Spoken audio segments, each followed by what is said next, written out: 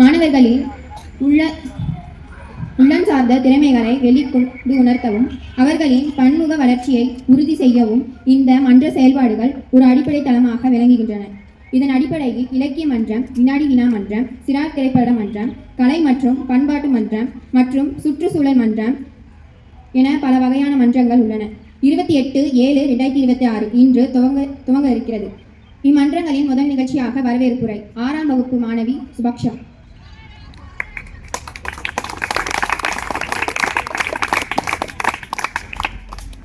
எண்ணென்ப ஏனே எழுத்தென்ப இவ்விரண்டும் கண்ணென்ப வாழும் உயிருக்கு என்ற தெய்வ புலவர் திருவள்ளுவரின் வரிகளை நினைவு கூர்ந்து அவையோருக்கு என் முதற்கண் வணக்கத்தை தெரிவித்துக் கொள்கிறேன். இன்றைய விழாவிற்கு தலைமை தாங்கி விழாவினை சிறப்பித்துக் கொண்டிருக்கும் நமது பள்ளி தலைமை ஆசிரியர் அவர்களை மன்றங்களின் சார்பாக வருக வருக என அன்போடு வரவேற்கிறோம்.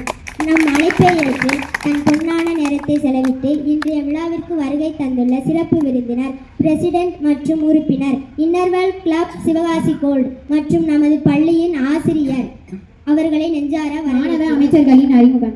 கல்வி அமைச்சர் மா அருண் அவர்கள், சுற்றுச்சூழல் அமைச்சர் ஜி அமலரோஸ்வின் அவர்கள், மாணவர் நலம் மற்றும் பாதுகாப்பு ஜி தாரணி அவர்கள், உணவுத்துறை அமைச்சர் மணி அரசு அவர்கள், தகவல் தொடர்பு அமைச்சர் அகல்யா அவர்கள். அடுத்த நிகழ்ச்சியாக இலக்கிய இங்கு கூடியிருக்கும் தலைமை ஆசிரியர் அவர்களுக்கும் சிறப்பு விருந்தினர் அவர்களுக்கும் ஆசிரியர் பெருமக்களுக்கும் மாணவர்களையும் இலக்கிய மன்றத்தின் சார்பாக வரவேற்றி வழங்குகிறேன். இலக்கிய மன்றம் என்பது தமிழ் இலக்கியங்களை மேம்படுத்தவும் மாணவர்களின் மொழித்திறனை மேம்படுத்தவும் செயல்படும் ஒரு சிறந்த அமைப்பாகும். பேச்சு மற்றும் கவிதை போன்ற போட்டிகளை நடத்தி மாணவர்களின் தனித்திறமையையும் படைப்பாற்றலையும் வெளிப்படுத்த செய்வது எங்களது. நன்றாக பேசிய டோனி அவர்களுக்கு மிக்க நன்றி. அனைவருக்கும் வணக்கம். என் பெயர் ராஜேஷ். நான் 7ஆம் வகுப்பு படிக்கிறேன். நான் இப்பொழுது உங்களிடம் 15 கீழ்கணக்கு கூறப் போகிறேன். அறநூல்கள் திருக்குறள் நாலடியார், நான்மணிகடிகை, இன்னா 40, இனியவே 40, திடுதடுக, மாசார கோவை, முதுமொழி காஞ்சி. 10 பாட்டு விளக்க வருகிறார் 7ஆம் வகுப்பு மாணவன் கணேஷ். கணேஷ்குமார். நான் 7ஆம் படிக்கிறான். 10 பாட்டை கூறப் போகிறேன். 10 பாட்டு. திருமுக காற்றுப்பாடை, பொருநகட்டுப்பாடை, சிறுபானட்டுப்பாடை, பெருபானட்டுப்பாடை, முல்லைப்பாட்டு, மதுரை காஞ்சி, நெல்லுள் வாடை, குறிஞ்சி பாட்டு, பட்டினம்பாடை, மலைபடு கடம். நன்றி. முழக்கம் எழுதுதல் 6ஆம் வகுப்பு போட்டி. இன்றைய இளைஞர்கள் நாளைய பாரதம். சுவரொட்டி தயாரித்தல் 9ஆம் வகுப்பு மாணவி காவியதர்ஷினி. எழுமின் விழுமின் உழைமின் சரித்திரம் படைப்போம், நாளைய பாரதம் நம் கைகளில். அடுத்த நிகழ்ச்சியாக சிறார் திரைப்படம் துவக்க நிகழ்ச்சி பேச்சு போட்டி 8ஆம் வகுப்பு மாணவி அஞ்சலி. உலகமெங்கும் திரைத்துறை வாயிலாக திரைப்படங்கள் ஏற்படுத்திய தாக்கங்களும் மாற்றங்களும் ஏராளம். தமிழ்நாட்டில் பள்ளி கல்வித்துறையின் முன்னெடுப்புகளில் அனைவராலும் பாராட்டப்பட்ட மிகவும் முக்கியமான நிகழ்வு சிறார் திரைப்படங்களை பள்ளிகளில் திரையிடுதல் ஆகும். நோக்கம் மாணவர்களுக்கு சமூக நீதி, சமத்துவம், அறிவியல் பார்வை ஆகியவற்றை பற்றின விழிப்புணர்வு மற்றும் அதன் மீதான பார்வையை ஏற்படுத்துவதற்கும் மாணவர்கள் திரைப்படங்களை பகுத்தறிவுடன் அணுகுதல், தங்கள் வாழும் சூழலை புரிந்து கொள்ளுதல், பல்வேறு கலாச்சாரங்களின் தனித்தன்மையை அறிந்து கொள்ளுதல், தன்னம்பிக்கை, நட்பு பாராட்டுதல், குழுவாக இணைந்து செயல்படுதல், பாலின சமத்துவம் ஆகிய பண்பு நலன்களை அடையாளம் காணுதல். கதை கூற வருகிறான் 9ஆம் வகுப்பு மாணவர் டி டோடி. இப்போ நான் லிட்டில் பிரின்சஸ் அப்படின்ற அந்த கதை சொல்ல போகிறேன். அந்த ஜூன் மாதம் சிறார் திரைப்படத்துக்கு போட்டாங்கல்ல, அந்த இதை நான் சொல்ல போகிறேன். இது ஒரு பொண்ணோட கதை. அந்த பொண்ணுக்கு அம்மா கிடையாது, அப்பா மட்டும்தான். அப்பா மிலிட்ரியில் ஒரு பெரிய போஸ்ட்டில் இருக்காரு. இவங்க இந்தியாவிலேருந்து இங்கிலாந்துக்கு போகிறாங்க. இங்கிலாந்து போர் தொடங்க போகுது அப்படின்னு சொல்லி அறிவிச்சிருக்காங்க. இங்கிலாந்தில் போர் தொடங்குறதுனால அவங்க அப்பா இவனை ஒரு கிரேட் ஸ்கூலில் சேர்த்து விட்டுட்டு, கிரேட் ஸ்கூல்னால் தங்கி படிப்பாங்கல்ல அந்த மாதிரி ஸ்கூல், அந்த ஸ்கூலில் சேர்த்து விட்டுட்டு இவங்க அந்த போருக்கு போயிட்டாங்க. இவங்க அந்த ஸ்கூலில் பிரின்சிபல் இருக்காங்கல்ல, அவங்க இவங்க அப்பா ஒரு பெரிய பணக்காரர், இவங்க வெல்த்தியான ஃபேமிலி அப்படின்றதுனால ஒரு பெரிய ரூமு, நல்ல சாப்பாடு அப்படின்னு சொல்லி நல்லா பார்த்துக்கிறாங்க. அவங்க நல்லா கௌரவமாக அவங்க இருக்கா. இப்படியே நாட்கள் கடந்து போகுது. அதில் அந்த பொண்ணுக்கும் பிறந்தநாள் வருது. பிறந்தநாளுக்கு தன்னோட சொந்த செலவுலையே பிரின்சிபல் அவளுக்கு கேக்கு, பர்த்டே பார்ட்டி வச்சுருக்காங்க. பர்த்டே பார்ட்டி பாதி நடந்துகிட்டு இருக்கும்போதே அவரோட அப்பா போரில் இறந்துட்டாங்க, சொத்தெல்லாம் பறிமுதல் ஆயிடுச்சு அப்படின்ற செய்தி வருது. செய்தி வந்த உடனே பிரின்சிபல் அவளை கூட்டு போயிட்டு, உனக்கு சொத்து இல்லை, ஒன்றும் இல்லை, நீ இனிமேல் இங்கே வேலைக்காரியாக தான் இருக்கணும் அப்படின்னு சொல்லி ஒரு சின்ன ரூமில் வச்சு அவளை வேலைக்காரி மாதிரி நடத்துகிறாங்க. அவளுக்கு ரொம்ப அவமானமாக இருக்குது. அவங்க எல்லாருமே அப்பா இறந்துட்டாங்க அப்படின்னு சொன்னால் கூட இவள் அப்பா இறக்கலை அப்படின்னு சொல்லி தன்னம்பிக்கையோட ஸ்கூல் முடிஞ்சு இருக்கிற கொஞ்ச நேரத்தில் ஒவ்வொரு ஹாஸ்பிட்டலாக போய் பார்க்குறா, அப்பா இருக்காங்களா இல்லையா அப்படின்னு சொல்லி. அன்றைக்கி ஒரு நாள் இப்படி தான் ஒரு ஹாஸ்பிட்டலில் போய் ரூம்குள்ளே போய் பார்க்குறா. யாரோ அந்த பொண்ணை கூப்பிட்ற மாதிரி இருந்திருக்குன்னு சொல்லி பின்னாடி திரும்பி பார்த்தா அவங்க அப்பா இருந்திருக்கா. இதுலேருந்து நம்ம என்ன தெரிஞ்சுக்கிறோம்னா, தன்னம்பிக்கையோடு இருக்கணும். எத்தனை பேர் நம்மளை என்ன சொன்னாலும் நம்ம தன்னம்பிக்கையாக இருந்தால் நமக்கு தான் நல்லது என்று கூறி விடைபெறுகிறேன். நன்றி.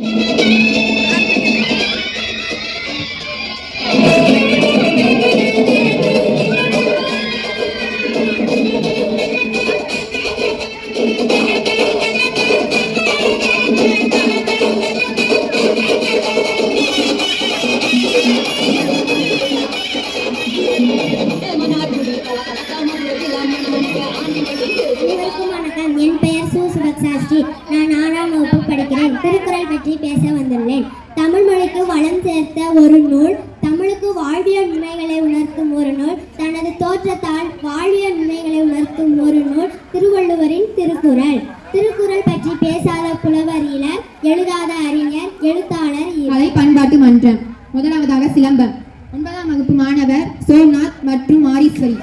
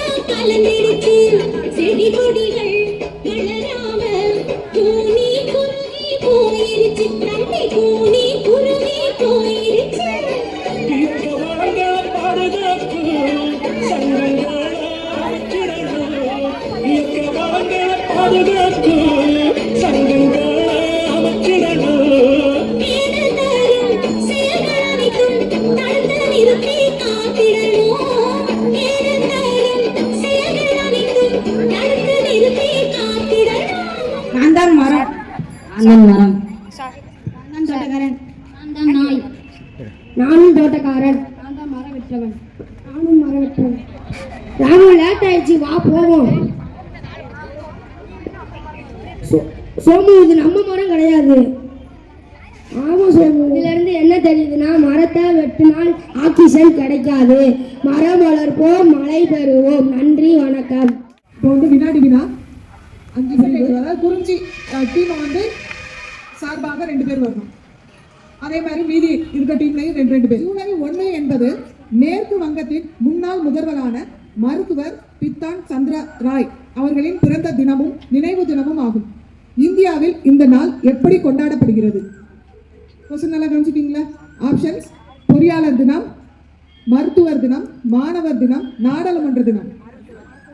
மருத்துவர் தினம், ரைட். அடுத்த டீம், ரத்தத்திற்கு சிவப்பு நிறம் தருவதற்கு காரணமான தனிமம் எது? இரும்பு, ரைட். 4 மதிப்பெண்கள் பெற்று வெற்றி வாகையை சூடியிருக்கும் குறிஞ்சி குழுவிற்கு பாராட்டுக்களை தெரிவிக்கவும்.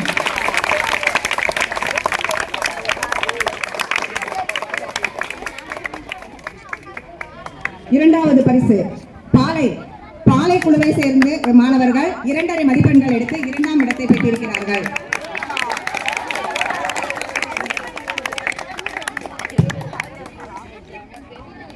இரண்டு மதிப்பெண்கள் எடுத்து மருதம் குழுவை சேர்ந்த மாணவர்கள் பரிசுகளை பெற்று செல்லவும். எனது தனித்திறமைகளை மேம்படுத்தும் வகையில் பள்ளியில் நடைபெறும் அனைத்து மன்ற செயல்பாடுகளிலும் தவறாமல் பங்கேற்பேன் என்றும் ஒவ்வொரு வாய்ப்பையும் பயன்படுத்தி எனது கலை, அறிவியல், இலக்கியம், விளையாட்டு மற்றும் சமூக திறமைகளை வெளிப்படுத்த ஆர்வமுடன் செயல்படுவேன் என்றும் உறுதியேற்கிறேன்.